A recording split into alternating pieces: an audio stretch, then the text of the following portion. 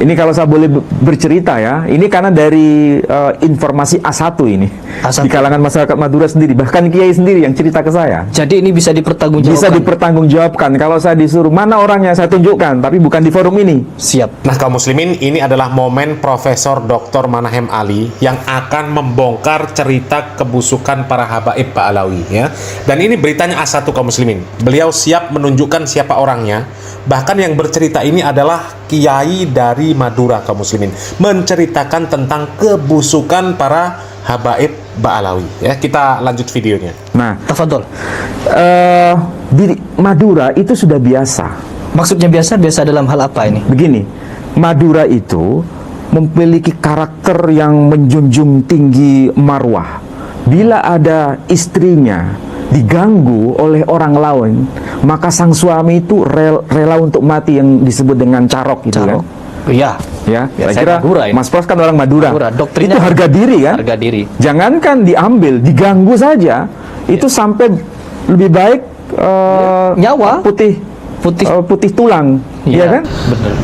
Nah, kaum muslimin, sebenarnya yang memiliki karakter yang seperti itu ya bukan orang Madura saja kaum muslimin ya. Orang luar Madura pun sebenarnya sama. Kalau mereka ini orangnya orang yang waras kaum muslimin, ya pikirannya sehat, ya pasti marah kalau punya istri, istrinya diganggu orang.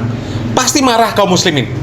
Ya pasti marah. Hanya saja ada orang yang bisa mengendalikan emosinya kaum muslimin ya.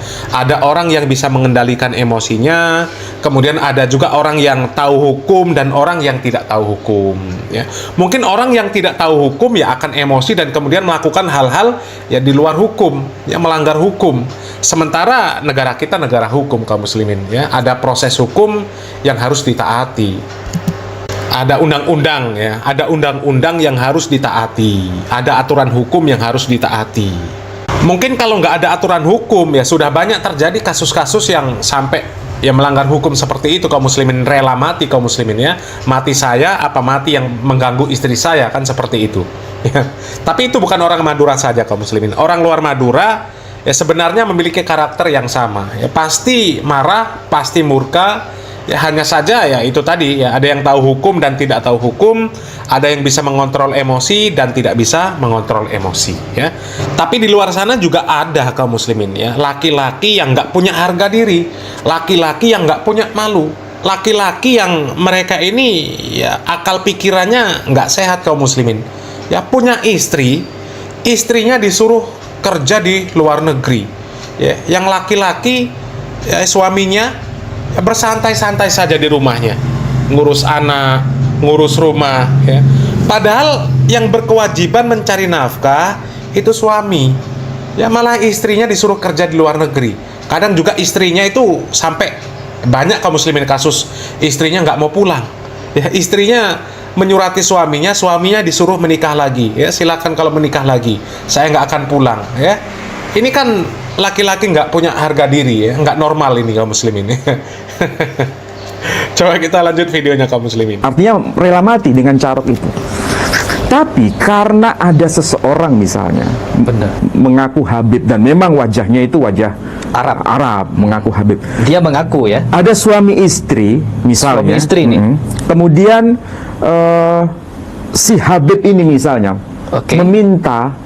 meminta istrinya, istri itu orang dalam diminta. arti diminta, ingin dinikahi, maka sang suami ini Ya, mau bisa menceraikannya dulu, setelah itu menikah sama ini. Dengan alasan apa? Kalau kamu nanti menceraikan istrimu dan istrimu menjadi istri saya, kamu dapat syafaat dari Nabi Shallallahu Alaihi Wasallam.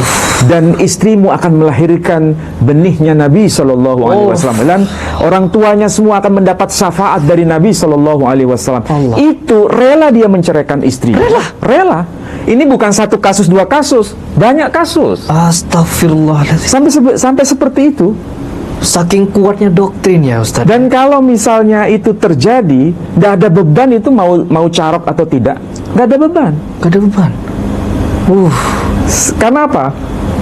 Mengaitkan dengan Nabi kita. Nabi Shallallahu Alaihi Wasallam.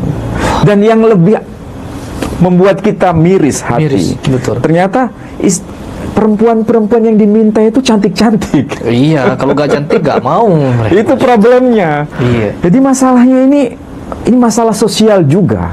Bukan cuma masalah Bukan soal agama. masalah agama saja. Ini sudah masuk Masalah sosial. persoalan sosial. Saya kira kalau saya bicara seperti ini, banyak orang yang mengaminkannya. Karena kalau mereka melihat fakta, memang begitu.